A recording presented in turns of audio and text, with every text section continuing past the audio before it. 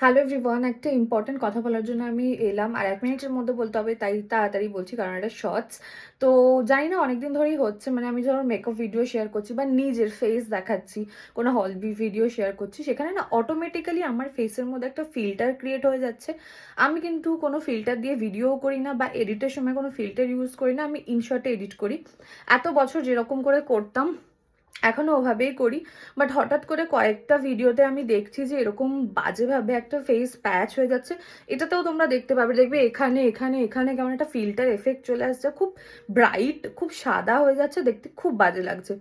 তো এটা কিন্তু অন্য সোশ্যাল মিডিয়া হয় না, লাইক ফেসবুক, ইনস্টাগ্রামে পোস্ট করলে, শুধু ইউটিউবে পোস্ট করলে এরকম হচ্ছে। তো কেন হচ্ছে, কিভাবে আমি এটাকে কিওর করতে পারবো, কেউ যদি জানো আমাকে প্লিজ ডেফিনেটলি বলো, দেখতে না হলে খুব বাজে লাগছে। তো এটা বলার জন্যই আমি এলাম। অ্যান্ড 1 মিনিটে আর তো কিছু বেশি বলা যাচ্ছে না। তো প্লিজ প্লিজ আমাকে কেউ জেনে থাকলে